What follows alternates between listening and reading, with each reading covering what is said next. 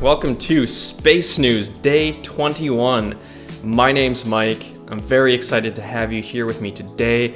We have some really interesting news to cover. Congress reveals possible nuclear ASAT plans. And then we talk about the second commercial lunar launch this year. It will be very interesting to see if the Intuitive Machines lunar lander will make it to the moon and be able to deploy the 6 onboard payloads safely and to get them working. So very exciting episode. Please, if you have not already, like, subscribe, leave a comment down below. It really helps the channel. Other than that, let's get into it. So Congress reveals Russia's possible nuclear ASAT plans. This is by Rachel Zisk and Jacqueline Feldscher. There's a picture of the White House. Congress was thrown into a frenzy yesterday amid reports that Russia is working on a space-based nuclear capability that could target satellites in low Earth orbit. The chain of events, Representative Mike Turner, the House Intelligence Committee chairman, released a statement on Wednesday demanding that President Biden immediately declassify all information on a serious national security threat. Every time you hear that, you think Russia, China, any of the powerful nation states that currently stand in opposition sometimes to U.S. interests. And that security threat has obtained a destabilizing foreign military capability. So Turner said that he made the information on the threat available to members of Congress, but declassifying the information would allow for more open discussions with allies. Army in space. I mean, there are already quite a few weapons that can possibly be used in space. Ballistic missiles currently pass through close to low Earth orbit. I think these ballistic missiles can get into the hundreds of kilometers in altitude. The majority of space-based warfare at the moment is information. So satellites that can perform Earth observation, whether it be visible spectrum or radar, so that they can map ongoing battlefield conditions to have as much information as possible to point their troops in the right directions. As far as I'm aware, and from all the information that I have seen, those don't exist. If they did, I think whether it was, let's say, China, the US, or the US, China, would be sounding the alarm that said nation has these sorts of weapons already in space. And it was the US actually that initiated an accord in 1990 to prevent the armament of space. So I think the accord specifically targeted nuclear weapons in space with the goal of trying to prevent nations from pushing the boundaries, keep everything on Earth, keep all of our bad gadgets and devices here so that we can't kill each other out there once we start reaching places like Mars, the moon, anything that is beyond our atmosphere. So Army in space. Concerns that the nuclear threat may someday reach the space domain have persisted for decades. This worry was a primary reason for the 1967, I said 1990, my bad, Outer Space Treaty, of which Russia is a signatory, which makes clear that putting nuclear weapons in space or any other celestial body is very much against this treaty. Russia is one of the 4 nations, including the US, China, and India, that have demonstrated direct ascent, ASAT, which is anti-satellite technology. Russia destroyed an old Soviet satellite that left a debris field in low Earth orbit. It has also done a fair share of satellite jamming, by we all, I mean the Americans, the Russians, the Chinese, particularly since beginning its invasion of Ukraine. Representative Jim Himes, a member of the House Intelligence Committee, called the latest threat significant but not a cause for panic. Being able to shoot down existing satellites is obviously going to be in most countries' game plans. The satellites are very useful for information gathering, and so if you think that you can gain a significant advantage by knocking out the eyes and ears of one of your opponents, you want the capabilities to do that. The information will be shared within the Gang of Eight, which I believe is already underway. Top officials in the U.S. government, and then eventually it will continually be leaked out bit by bit to the public So we are aware of what is going on. We are going to have a look at one more topic, which is on the Intuitive Machines lunar lander. This is the second commercial lunar lander to go up this year. These are part of the CLPS program, or Commercial Lunar CPLS. One of these has to have it. The Commercial Lunar Payload Services Program. Falcon 9 launches first Intuitive Machines lunar lander by Jeff Faust. From Kennedy Space Center, an Intuitive Machines spacecraft launched yesterday, February 15th, in the company's quest to be the first commercial entity to successfully land on the lunar surface. A Falcon 9 lifted off yesterday from Launch Complex 39A at Kennedy Space Center in Florida. The rocket's upper stage deployed the Nova C lander called Odysseus about 48 minutes later, after placing the spacecraft on a trajectory toward the moon. And said lander has its own engine. It's a methalox-based engine, which is new technology for these kinds of missions. The lander will arrive at the moon on February 21st, going into orbit, an orbit about 100 kilometers above the moon. They will set up the spacecraft for landing near the Malaparte A crater in the south polar region of the moon late in the afternoon on February 22nd. So 7 days from launch, this vehicle will be sitting hopefully on the lunar surface. These launches have a marginal success rate, something close to about 50% of these vehicles fail. But I really appreciate the Americans taking on this CLPS program, funding it. It will assist us with putting more instruments not only on the moon, but also on other planets that are not Earth. And by making these projects more viable commercially, they're cheaper, they're more frequent.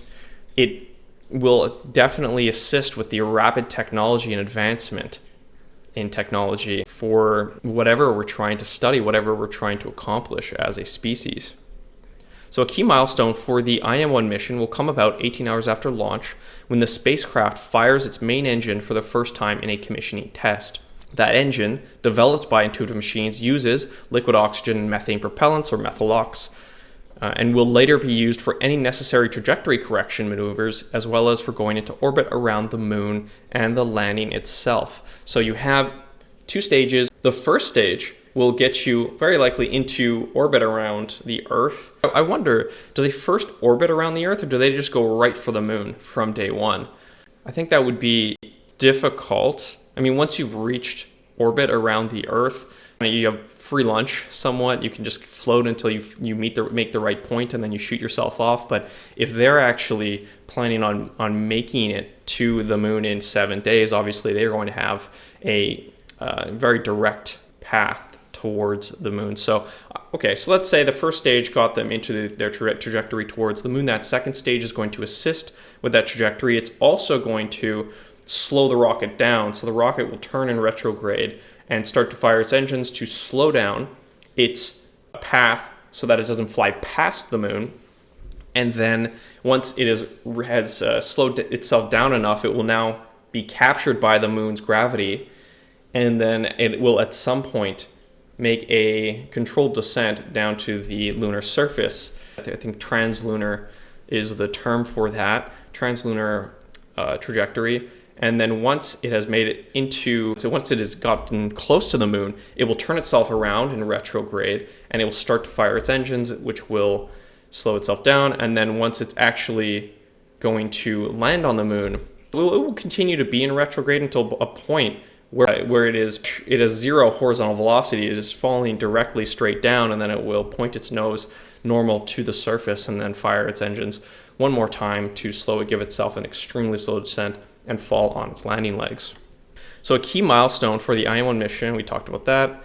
It's a critical maneuver to fire this main engine, because if that goes well, they have a much higher confidence level than before. The lander was fueled with liquid oxygen and methane starting a few hours before liftoff, an issue involving what SpaceX called off-nominal methane temperatures, which feeds in well with this article, where their title is "Fueling a Spacecraft While It's on a Rocket, Not Trivial." It prevented the spacecraft from being fueled for a launch attempt 24 hours earlier. So there are a dozen payloads on board the Intuitive Machines lander.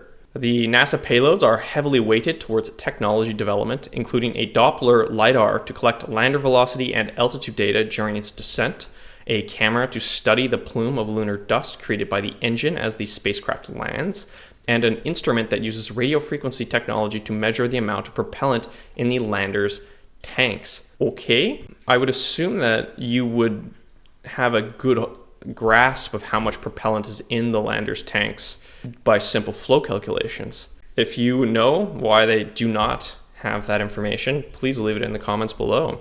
As I mentioned before, these flights have pretty marginal success rates, 50% right now.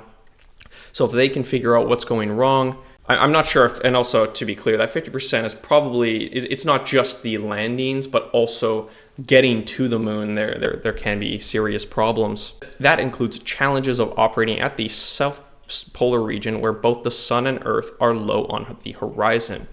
I think it's a very good place to start by having some slightly more straightforward payloads.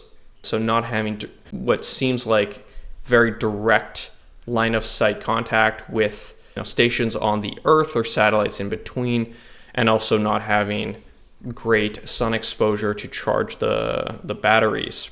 That would be my assumption.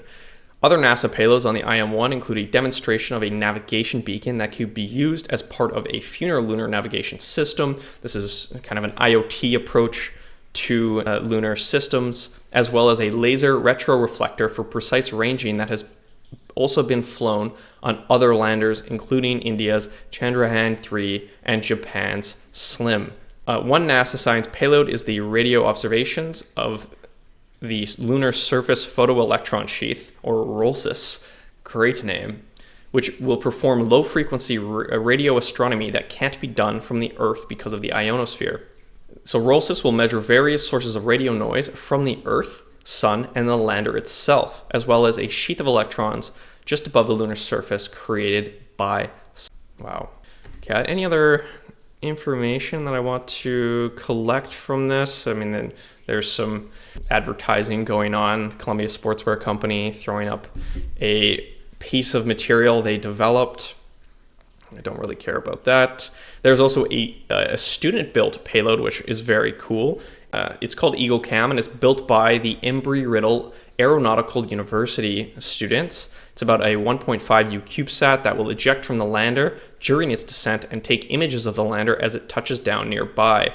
That's awesome. I look forward to reading some of the papers that come out of this project. Also, it's always good to encourage students to participate in these extremely important activities. And this is one more piece of evidence showing that the American CLPS program is providing some really good opportunities for the right people. So EagleCam was developed by more than 24 university students. Here, this talks a little bit about the risk involved with these missions. So Intuitive Machines and NASA are aware of the risks the Nova-C lander faces. Success rates for lunar landings in general are less than 50%, and 3 non-government organizations, Astrobotic, iSpace, and SpaceIL, have failed in attempting landings on the moon in the last 5 years. So that Astrobotic mission, that's the Peregrine vehicle, had a fuel tank rupture and ended up failing 1, 2, 3, 4 days into its mission. Space ain't easy. It's a daunting challenge to land on the moon, particularly when the company pushed to the bottom of the cost for lunar access. He pointed to the achievements in technology the company made in developing the lander, including its methalox or methane liquid oxygen engine. Talk about Astrobotic failure.